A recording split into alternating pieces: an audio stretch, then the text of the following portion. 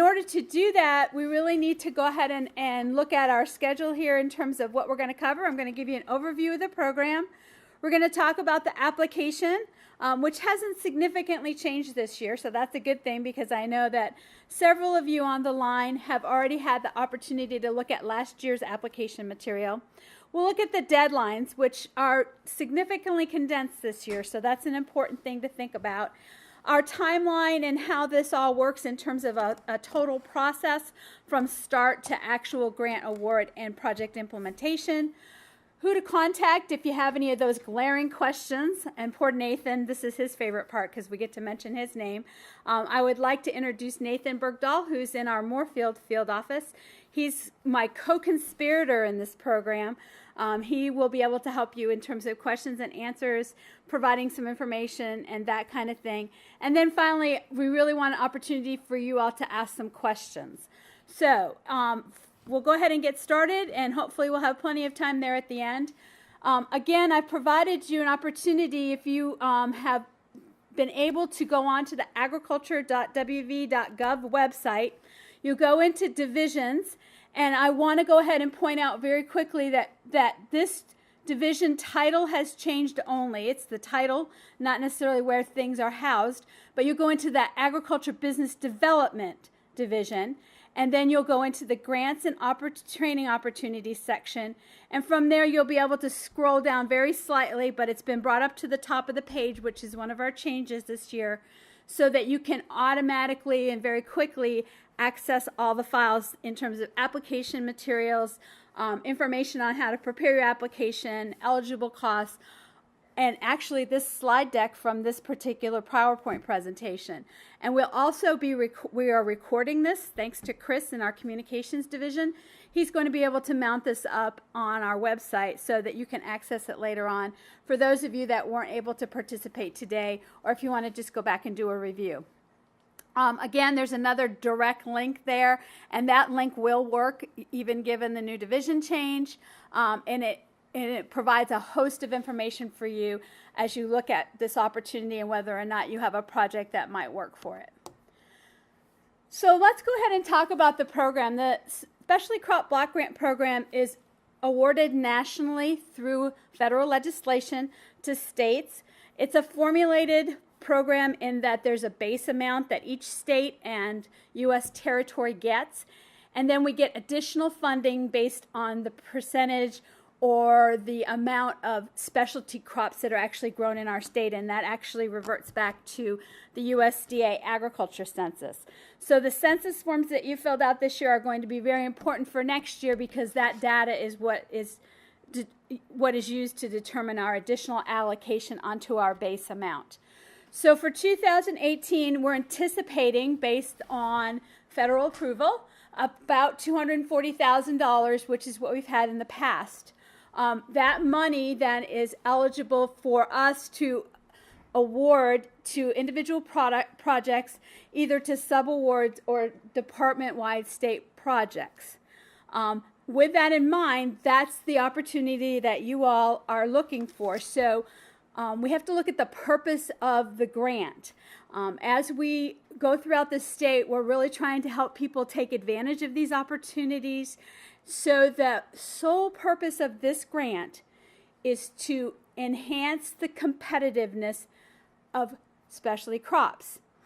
With that being said, I often get responses back from Washington, D.C. saying to me, Cindy, how does this project solely enhance specialty crops? So we've kind of tried to break that down a little bit. First of all, we talk about specialty crops, and we need to talk about what is a specialty crop. So we'll provide you some links for that. It's essentially fruits and vegetables and nursery products, plant material, it's maple syrup, it's honey, it's herbs. There are a lot of things it is. A lot of times it's easier to say what it isn't. So specialty crops are not baked goods. They are not dairy. They are not meats. Those are not under the classification of specialty crops. So if we have any projects that would cross those lines, a lot of times we find that with our farmers market projects and proposals, we have to either find a way to separate out and make sure that the federal money doesn't get used for those particular commodities in terms of promotion or any kind of research, or we have to go ahead and look at a different program. So there are some other grant programs out there that those particular kind of commodities would apply to, and we have provided that information. So that is the first thing, is to make sure that your project is enhancing and solely focused on specialty crops. So make sure you're doing something that is eligible. I do know questions have come up in the past. Your grain commodities, i.e. if you're looking at field corn, that's not eligible. However, sweet corn and popcorn are considered specialty crops. The other one we get oftentimes is sorghum. Sorghum is not an eligible specialty crop because they look at sweet sorghum as a grain commodity in most cases. And we haven't been able to get that changed. It's certainly something that's been asked for and in the works, but right now we can't provide funding to projects that are focused on sorghum. Sometimes you may be looking at multiple commodities, specialty crops, i.e. if you're doing something related to high tunnel production and how we can do crop rotation that will allow us to maximize the efficiency of that high tunnel. And that's fine. You just need to make sure that you mention all the crops that you're planning on growing and that they are eligible specialty crops. So once you decide that you have a project or something that you want to do, and I encourage you to think about it in terms of one or a combination of 3 program areas. Either you're going to be doing something with education on that eligible crop that you've decided on, or you're going to do some research, or maybe you're going to do some marketing, or maybe you're going to do a combination of all those as it relates to your specialty crop. So those are the first 2 things that you really need to think about. And then you need to go ahead and start looking at the application process. And so what I have up on the screen right now is our program changes for 2018. And they're very minor, but they're really designed for us to do a better job of making efficient use of the funding that is allocated to West Virginia. It's designed to help us quantify, in other words, put a number next to our outcomes and what our projects are accomplishing. And then secondly, we want to go ahead and make sure that we really emphasize the sustainability. Projects are great to start programs, but if we don't have a way of sustaining that program or continuing it on after 3 years without additional grant funding, then we've really kind of not accomplished any kind of goal in terms of making a significant or a measurable impact in the state in terms of specialty crops. Because again, we want to increase the amount of crops that are produced and also our impact in the marketplace in terms of sales, which ultimately benefits our constituents who are our farmers. We want them to be able to grow more and make more and use specialty crops as a real viable way to grow their agricultural business.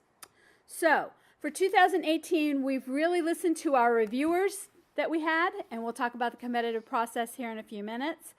And we've also listened to you all and our emphasis with this administration on how that sustainability piece can really happen in terms of providing measurable outcomes. So we want to look at that narrative section that we have. The narrative section is not submitted to USDA. It is part of your project if you're approved, but it's an opportunity for you to promote your project. It's an opportunity for you to say, hey, this is really going to make a difference. This is why you should fund our program. So this pitch is what we really want you to do. This isn't a place to repeat what you've already said in the application. The application is pretty broad. And so this is an opportunity for you to say, hey, stand up and understand that this is what we're doing is important and this is why you should fund us. So I encourage you to please use those 3 pages to your advantage. And the reviewers will see it. It'll be part of your score, but it's not necessarily what goes into USDA. We need to remember that with the new federal grant guidelines across every agency, that we have to follow the purchasing and procedural things in terms of documentation. And so if your organization that's applying for this grant does not have those set in stone in terms of written personnel and policy procedures, then you have to go ahead and revert back to the state procedures, and that includes everything, including purchasing. So we encourage you to make sure that you're aware of that and see how that relates, and make sure that you're able as an organization to fulfill those requirements. And that goes all the way down to your supply purchases. And so you're looking at bid requirements for anything over $2,500. There's a myriad of intricacies that are involved with that. I'm not saying that to scare folks. I'm just saying that to understand that it's really important that you keep in contact with Nathan and I as we do this. And I'm not even saying that we're the experts. I found out this morning that I need to go back and review a section of the state purchasing guidelines so that I can make sure that I do a eligible grant expenditure. So it's all in the interest of transparency. So we really encourage you to communicate and understand those rules. Some days they can be kind of frustrating, but we're here to help you work through it. We do have to have earned income reports, and those are submitted quarterly. And we provide the documentation for you to be able to do that very easily. We'll talk about what earned income is in a minute. We also know that you need to have internal travel procedures as well as purchasing and personnel. And if not, then we go ahead again and revert to the Department of Agriculture's. And so we have those available for you. This is particularly important when we're talking about things like mileage reimbursement. We can't exceed the federal guidelines. And if you don't have any organizational ones, then you revert back to our reimbursement rate and that kind of thing. So those are all things that we can work with you on. Again, not mentioned to scare you. We want you to apply, but those are things that you need to keep in mind. We have a modified scoring matrix, again, emphasizing that sustainability, emphasizing partnerships, collaborations. How are we going to maximize those grant dollars that we're allocating out to benefit the most folks in the specialty crop industry? The other thing that we've done is we have everything in a fillable format. One of the things that we've recognized is that a lot of folks are using PDF fillable formats, and it makes it easier for them to go ahead and type the information. We also recognize that it says quite clearly in the RFA that you need to submit as a Microsoft Word document, kind of an oxymoron. We will take those fillable PDF forms and we'll take care of converting it over to MS Word. USDA requires the Word document. We wanted to go ahead and make things a little easier because folks were going ahead and using that Word document, the template, and not erasing some of that filler material and the questions. So we'll take either format, so don't let that discourage you one way or the other. We understand that some computers aren't compatible. So really minor changes, but we do have a few things for 2018 that we're trying to do to help you all do a better job in terms of ease of filling out and submitting applications. So we also are keeping some things the same. We're looking at a minimum project budget of $5,000, a maximum of $25,000. That's for folks, organizations. Other folks may have, some of our agencies and higher education institutions may have some statewide projects. So I encourage you, if you have any questions about that, go ahead and call Nathan or myself, and we can talk you through it and see whether or not you might apply in terms of a statewide project that might be a little bit more encompassing. You need to have a DUNS number, and so when we talk about this is when we need to talk about who is eligible. So let me tell you what specialty crop block grant money can't be used for. It can't be used for a sole individual. In other words, the funds in the project have to benefit 2 or more farms, farmers, or essentially an organization of farmers. It can't be used for an individual farmer to reduce debt load. It can't be used by an individual farmer to obtain assets that are used to collateralize a loan or renegotiate a loan. They can't be used for fundraising and those kinds of things. So what you're really looking at in terms of the applicant is it really needs to be an organization.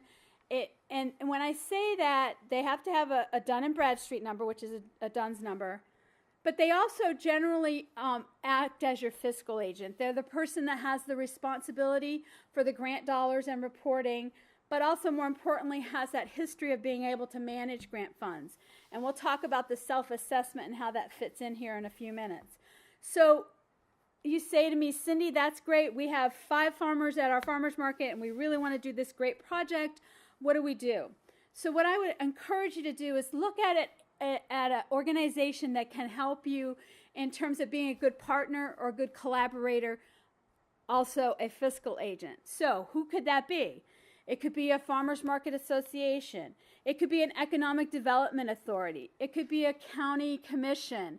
I'm rattling off several different folks that are possibilities because they've been it in the past. So those are all folks that already have a DUNS number. They're already in the system for award management. So they're established and they're familiar with how to deal with the fiscal responsibilities that apply to a federal grant. So just because you have a great idea and you have a group of farmers or a group of individuals, don't get discouraged because you don't have a DUNS number. We need to go ahead and collaboratively think about who could be your fiscal agent. County school boards can be fiscal agents. I encourage you to work with your institutions of higher education. We've had several, West Virginia University, West Virginia State University, West Virginia Wesleyan, some of our community and technical colleges. So don't get discouraged by that, but you need to think outside the box and figure out who's going to be able to provide that basic organizational structure for you to administer the grant if you haven't already thought about that. If you are an organization and you're fledgling and you're new, it takes about 6 weeks to work through the whole DUNS number and SAM process. And so what I encourage you to do is if you're in the middle of doing that, get a hold of Nathan or I, and we'll tell you whether or not you're at a point where you're eligible to apply for the process. You cannot get a grant award without a DUNS number, so that's why it's pretty important.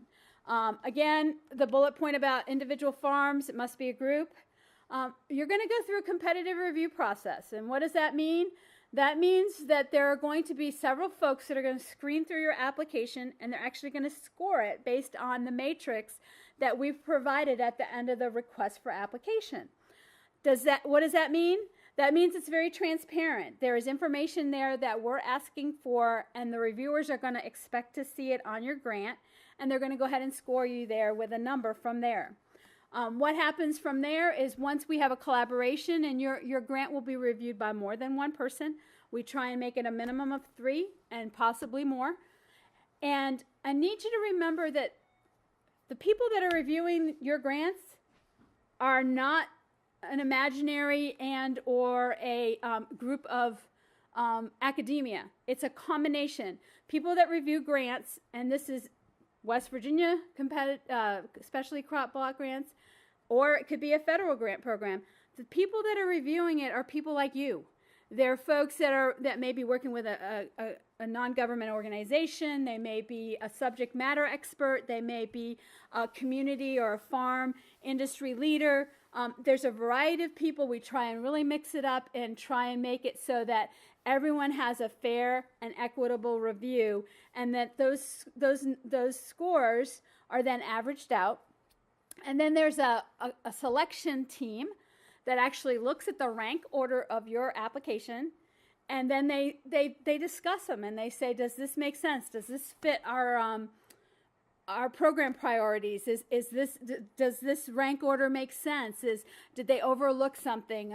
What's going on there? And from there, then the selection committee provides recommendations. The ultimate person that submits our projects and our program and our plan of work is the commissioner. So it's a multi-leveled process, and it's designed to be a level playing field for folks.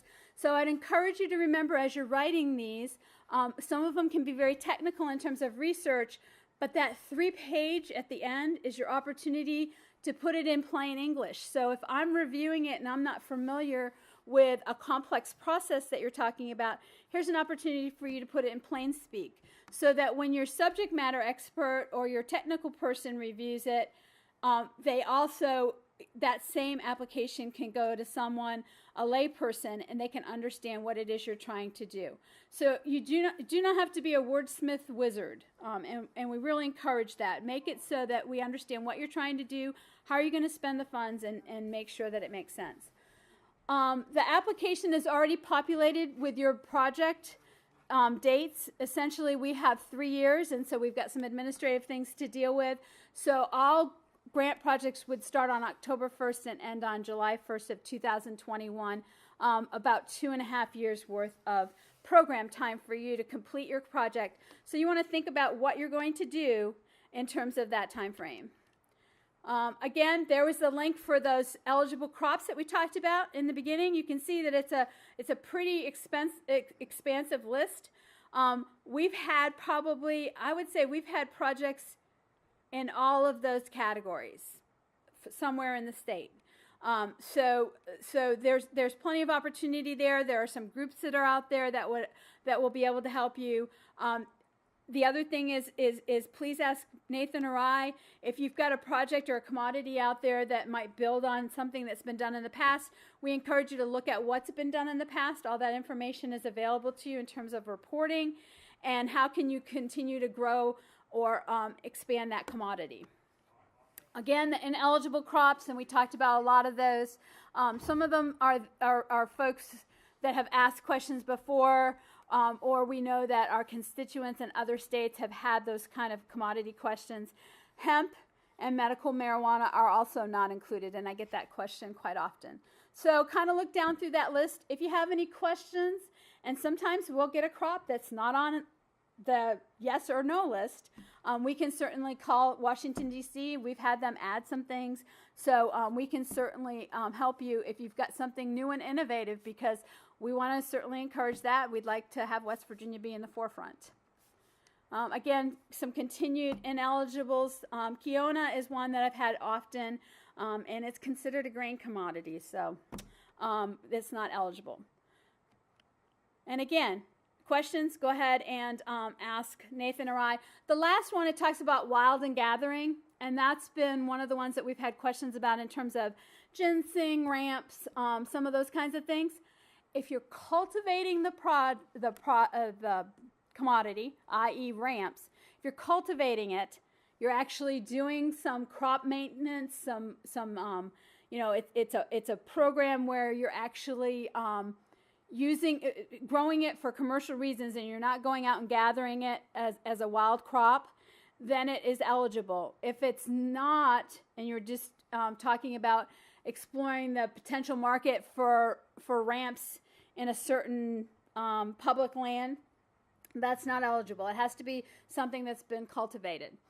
The other thing that I get a question oftentimes about is they say, Cindy, that's great, but we're taking those strawberries and we're putting them in a jar of jam. So is that eligible or not eligible?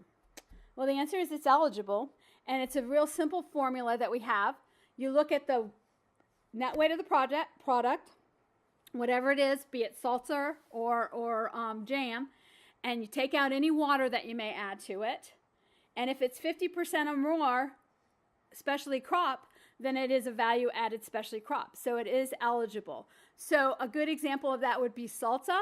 You say, well, Cindy, that's great, but, it's not 50% tomatoes. Well, it's 50% tomato, 50% onion, 50%. The makeup of it is more than 50% specialty crop. So therefore, it qualifies as a eligible product. So sometimes we'll have projects that will work on that, work on new recipes, product development, market development. So how do we apply for this beast? Well, first of all, we'd like to tell you that the process has gotten significantly easier in the last couple of years. There's several documents that you need to submit with your application. The first is that grantee self-assessment. So whoever the fiscal agent is, or whoever the person is that's applying for the grant, completes the self-assessment document. It's attached, it's listed as Appendix A on the website, and it's a yes or no, comment, not applicable, those kinds of things. And it's basically going to ask you, do they have the ability, for example, do you have a separate checking account for grant funds? Do you have a way of recording grant funds as separate income and outcome? meaning, can you run a ledger sheet in a accounting software program that allows you to keep the grant expenditures separate? Are you able to, do you have written personnel policies? The answers to those questions do not impact your score. The self-assessment is not provided to the scorers. The only thing that they get is your application and your 3-page narrative and work plan information. So this is just for us to understand, meaning the Department of Agriculture as the steward of the grant funds on the federal level, where we're at. Do we need to provide some more guidance? Do we need to check on you every quarter maybe instead of every 6 months? Just to provide us with a snapshot of where you all are at in terms of grant management with the applicant organization. So that's a simple checklist. And again, remember, this doesn't have to do, the score that you get is what we determine in terms of the level of grant oversight internally at the Department of Agriculture. That is not provided to the reviewers. So that needs to be submitted in its entirety by the applicant. Again, here's an example. Again, it's a really simple format. Yes, no, not applicable, with an opportunity for you to provide comments. Maybe your board of directors is working on adopting some travel regulations. That's a good time to put that there. So that is, again, the applicant's responsibility. So the next document that you're going to want to look at is the applicant narrative. Again, it's downloaded as a Word document, although we provide it as a PDF fillable. If you email Nathan or I at the end, we'll be happy to send it to you in the Word document. So you'll use 11 or 12 point Calibria pitch font, and the reason why is because that'll allow us to cut and paste into the state plan. Need you to keep with the document formatting. The narrative boxes will expand, particularly in the fillable PDF. Remember, this is a narrative, so bullet points are acceptable in areas such as, list your objectives. That would be a good place for a bullet point. Describe how you're going to do outreach and communication to your project results. It's probably going to be a narrative. So just make sure that you do a good blend of that, and this grant application is designed to be a narrative, not necessarily bullet points. What they have done, though, is they've had some check boxes included that will eliminate some of the narrative that we've had in the past. Again, make sure you have all those questions and check boxes. I'm going to talk about the request for application manual here in a minute. What you'll do is start on page 11 of that application or the request for application manual that I'm telling you about, and there's actually a box-by-box description of what information is to be provided. I really encourage you to look at that because, for example, when you get to the box that says, what is the project purpose? There's probably 8 or 9 questions that we want you to answer as part of that. For example, what's the need that you've identified? How will your project address that need? How many potential beneficiaries are there? Again, make sure you answer all the questions, and I'm going to tell you that the word of the day is numbers are great, the words for the day. Numbers are great.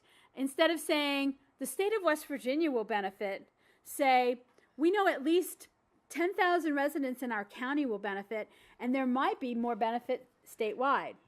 Much more impactful statement when you can put a number next to it. So the more you can quantify, the better. We don't want you to give elaborate numbers, but be realistic. And when you can, say 10 producers will benefit by this informational workshop.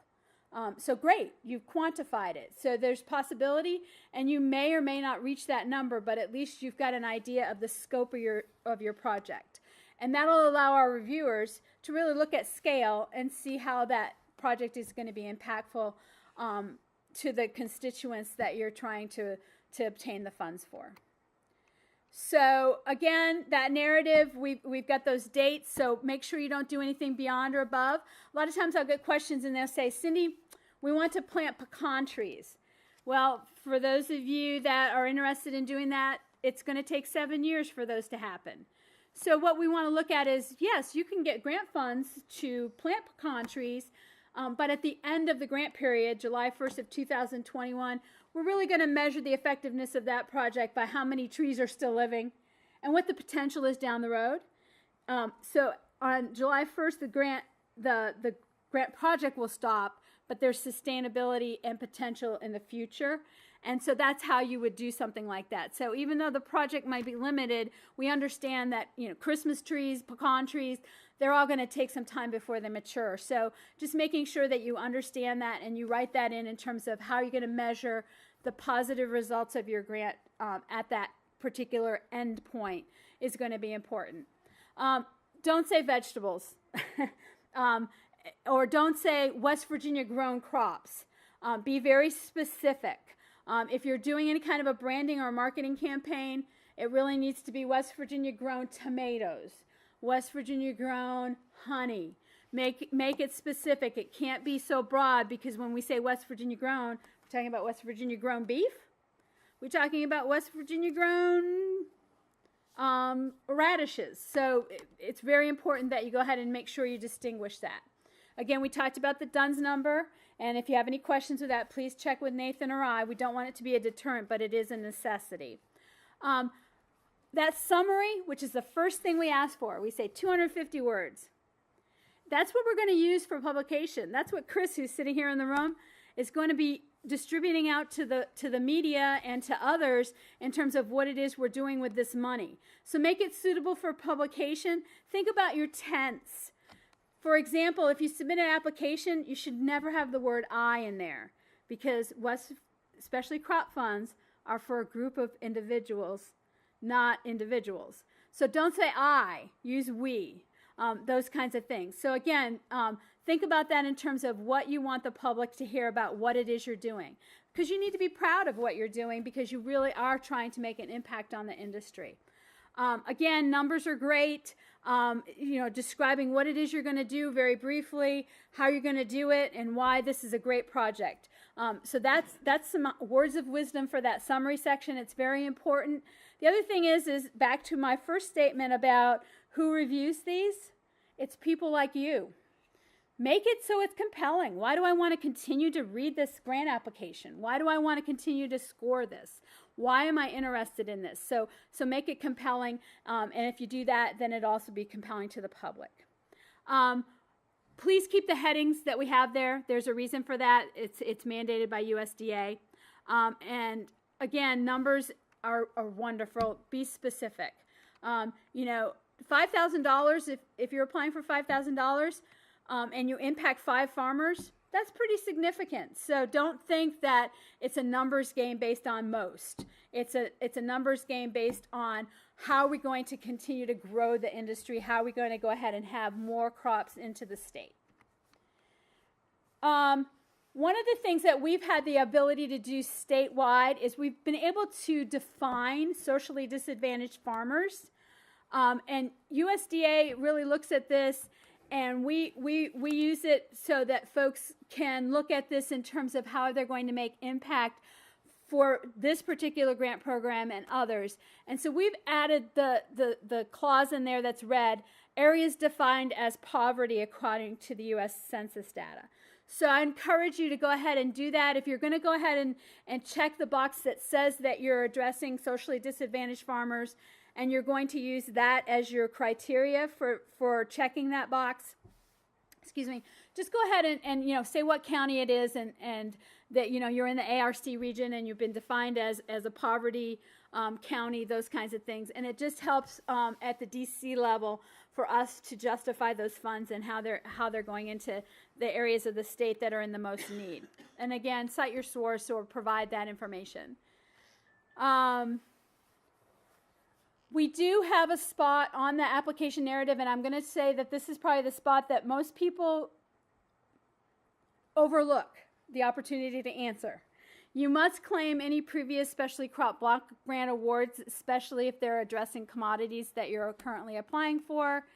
And you also need to remember that, for example, if you were going to go ahead and apply for a grant for the West Virginia Grown program, to go ahead and administer and replace and do that, we can't supplant.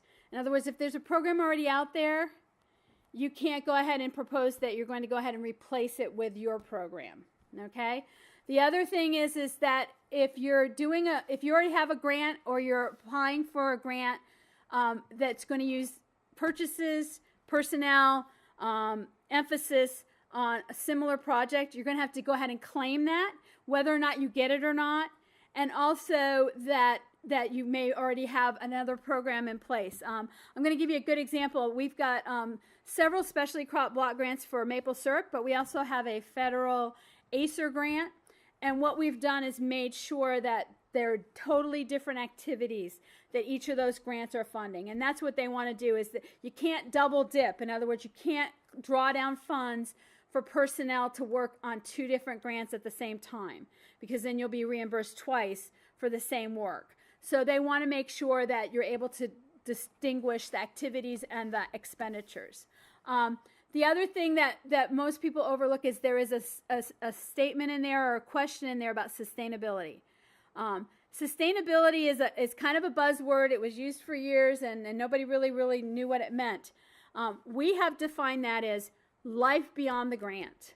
If you're going to hire somebody for 2.5 years for this grant, and at the end of the 2.5 years you don't have any way for that program to continue on, then we really haven't addressed sustainability. How is the Specialty Crop Block Grant Program going to start a program, get it off on the ground, but then how is it going to exist afterwards? Making sure that we've considered that. And so don't just repeat your objectives in this section, and that's what a lot of folks do. You need to explain, we're planning on pursuing additional grant money. We're planning on making this a self-perpetuating. In other words, we're going to start an organization and we're going to have dues and we're going to be self-sufficient. Be very specific about your sustainability for ongoing projects. And again, the answers to those questions don't exclude you, but who's reviewing your grants? People like you. So they are going to, they have a point allocation for that statement. So make sure that you can maximize your score. The measurable outcome section is now standardized, and that's great because that was probably our hardest area in terms of getting outcomes versus outputs. So it's great to do a workshop, and it's great to measure the knowledge obtained at the end of the workshop. For those of you that have been in extension programs, you know that's why you fill out the little survey. But it's even better, because that's a short-term output, it's even better to go back 3 months later and see how many people are utilizing that new crop rotation program that was the subject of the workshop. Even better, a year later you come back and you find out that not only are they implementing that rotation procedure, but that they're making more money because of it. So again, look at those outcomes. A lot of times folks will check more than one. You only have to have one measurable outcome. And I encourage you to think about that in terms of what is that long-term outcome that you want to provide. That one that talks about people that are utilizing it as a standard procedure in terms of crop rotation, it's a lot more impactful than just doing a series of workshops. And the number of people that attend those workshops, that's an output, not an outcome, because it doesn't show that there's been any knowledge learned and applied. The other thing is if you have a project that is marketing based, we're going to use specialty crop money to do an ad campaign to increase the amount of sweet corn that's consumed in the state. You have to have sales as one of those indicators that you achieve the outcome. Can't get away with that in terms of only talking about it qualitatively or in terms of, XYZ farmers said that they increased their sales. Got to have a number. So you're going to have to come up with a way, probably a survey, to determine how much they made. Now remember, you want to protect their confidentiality, and we don't want to hear the individual farmer results. But we need to be able to have you have an instrument or a document that summarizes and understands that it's a sales figure. So when you're looking at your partners and collaborators in the grant, make sure that they understand that being part of the grant means that they're going to share that information. Again, one, no more than two outcomes, please. Just because you want to think about it in terms of what is the project really trying to accomplish. Again, these are all standardized. So you're going to have a performance measure, and then you're going to look at the indicators underneath each of those performance measures, and you're going to fill in the blank. So in other words, if you're going to go with sales, you need to say, in year 1, we'll establish a baseline sale of sweet corn in our county, and in each of the subsequent years, we'll increase the baseline by X amount of percent. Or we already know that we sell $10,000 worth of sweet corn in the state. In year 2, we're going to increase it to 15, and in year 3, at the end, we're planning on increasing it to 20, therefore doubling the amount of sweet corn consumed. Again, got to give specific numbers and specific percentages related to numbers, not just percent increase. Again, if you have any questions on those, please check with Nathan or I. So you're always going to have a measurable outcome followed by an indicator that has at least one or more numbers in it. That's your key. I've given you some examples. I'm not going to read through that. This is a marketing example, so please think about that. One of the other things is, remember, when you're doing those marketing campaigns, back to my first statement, solely enhance specialty crops. Don't do a marketing campaign and put some newspaper ads out there that say, oh, we have a great online market, and you can buy corn, and you can buy green beans, and you can buy onions, and oh yeah, there's some bakery products, and we have the best eggs in the county. What have we just done? Well, we've just included 2 non-eligible specialty crops, meaning the eggs and the bakery product, and I can't reimburse you for that ad. So let's go ahead and make sure that we understand that the follow-through on that solely enhancing specialty crop is all the way through to the end product that your grant is doing. Again, there's some examples there. Again, you can see how important the numbers are.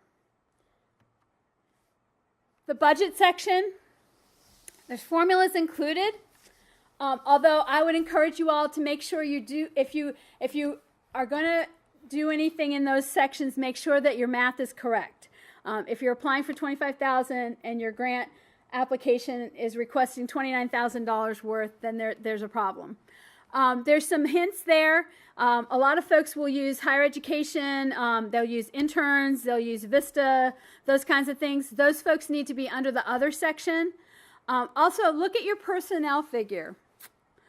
If you're going to submit a specialty crop block grant for 100% personnel, in other words, you're going to pay someone's $25,000 salary to implement a project, you're going to have some difficulty. You need to think about what is the program that's going to be accomplished by that one person. And the reality is it's probably not. Remember, specialty crop block grants are to enhance specialty crops, not to fund positions. And I will tell you that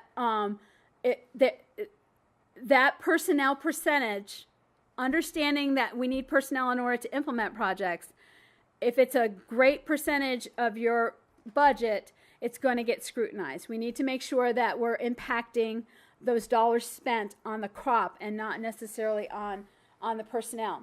The other thing is remember, when you're including a description of those expenditures, anything that relates to administration, we can't do administrative fees. So there's no allocation nationally. It's limited to 8%, and that's done by the Department of Agriculture in order to fund the subaward process. So you cannot claim any administrative fees in there, and be careful when you're describing personnel responsibilities that's not part of their description. We don't require a match. However, in that 2 to 3 page narrative, explaining how partners and collaborators are going to contribute would do great things to strengthen your proposal. Just a helpful hint there. Again, those measurable outcomes, make sure that you can justify those in terms of your impacts. Again, briefly describe the duties. You'll see in the document that I've included in terms of allowable and unallowable expenditures that fundraising is not allowed. A good example would be, okay, we want to establish a token program to increase the consumption of specialty crops at our market. You can pay for the tokens, but you can't pay the money to reimburse the farmers. Okay? So the tokens are the eligible expenditure there, not the money that you're paying the farmers. Okay? Equipment versus supplies. In this particular grant program, anything over $4,999.99, Anything under that and under, is considered a supply with a useful life of less than a year. So supplies are great. So the more you can itemize out supplies, great. Equipment is anything $5,000 or above. And in this particular grant program, that's considered special purpose equipment, and that's the only time that we can use that. So what do I mean by special purpose equipment? Essentially, it has to be a research-based project in one shape or another.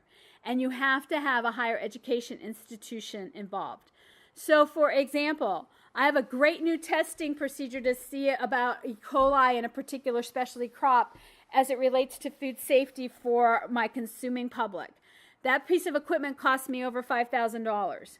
If I have someone who's going to help me at the university test that, implement it, figure out how it would work and improve the safety of our West Virginia specialty crop industry, and you're partnering with that higher education institution, then it's an allowable expenditure, and you have to go ahead and do some inventory tracking and some additional things. However, if you don't have a higher education institution connection, then you cannot purchase equipment with these grant funds. So if you have any questions with that, let us know. The other thing is, remember, and we've had this example before in our state and several others, if I were to get a flash freezer, I know that it's over $5,000. And I know that it would greatly enhance the shelf life and perhaps the saleability of our specialty crops in the state. But Cindy, how am I going to get a higher education institution to help me with that? Because, there's no science related to that. It's directly related to sales. Economics is a science. So if I'm going to do an economic impact study on the efficiency of that particular preservation method, and or I'm going to come up with the best time to harvest the berries that we're going to flash freeze, those kinds of things. So kind of think outside the box, but remember, special purpose equipment has to have some kind of a research component. Program income. What do I mean by that? That's a big word, Cindy.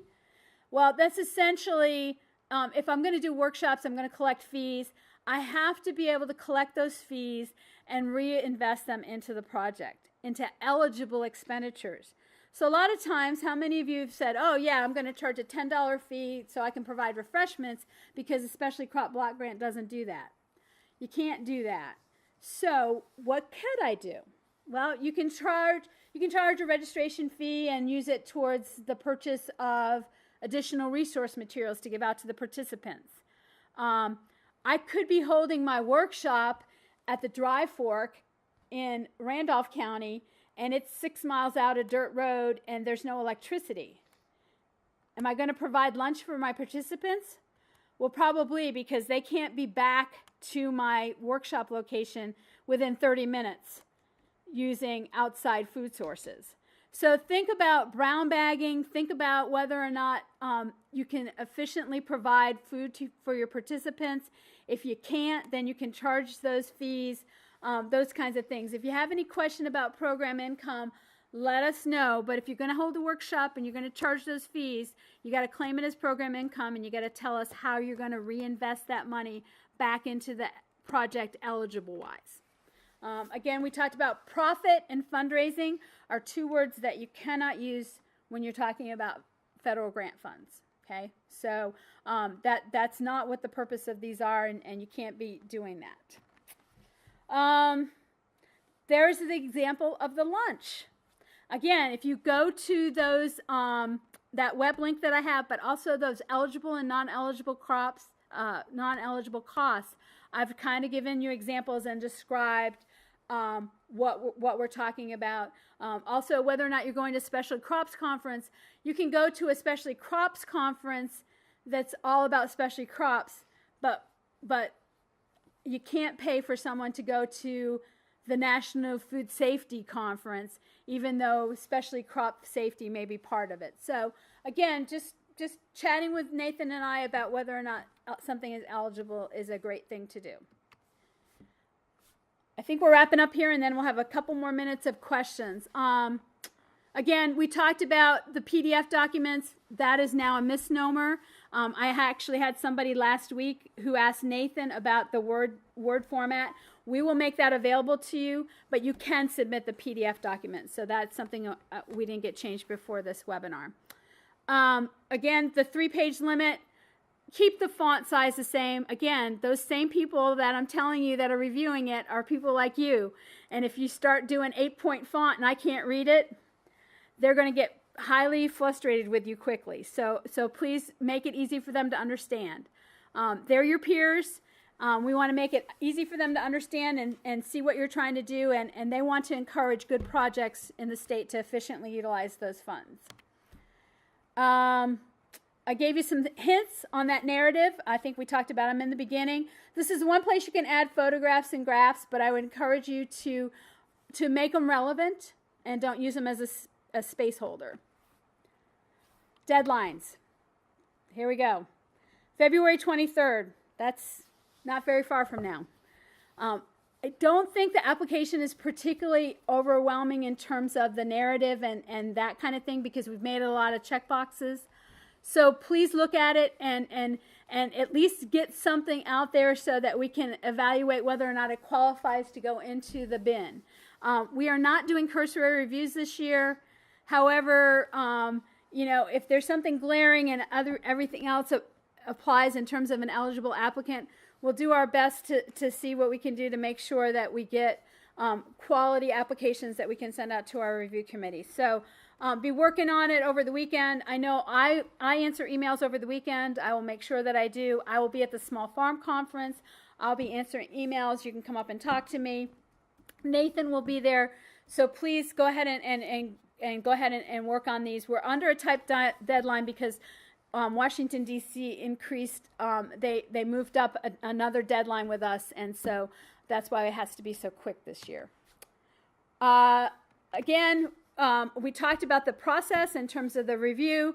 I know this slide's a little hard to read, but if you blow it up, you'll see that it's basically that application onto the, we screen them to make sure they go to the competitive reviewers. They're reviewed and scored. Selection committee, recommendations to the commissioner. A state plan document is submitted to DC. Then we work on it, and we may come back with additional questions for projects that have gone on. And then ultimately the grant award, don't expect any kind of word until the end of September, just because of the way, things are working at the federal level. A lot of times we can't tell you. So just be patient with us.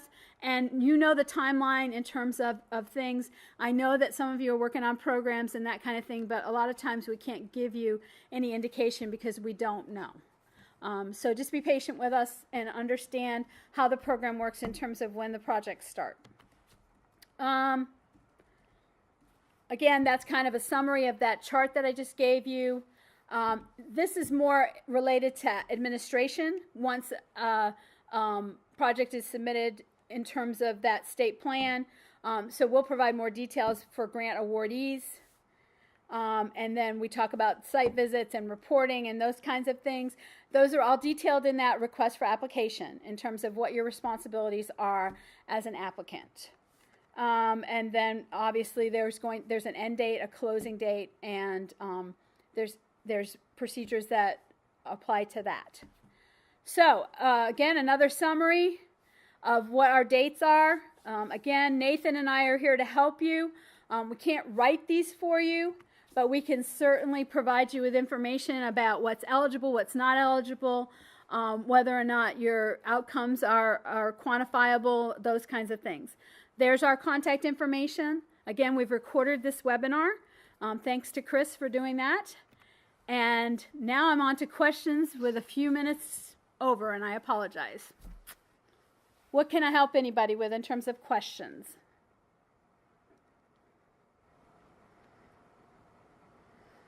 Is anybody out there? Nathan?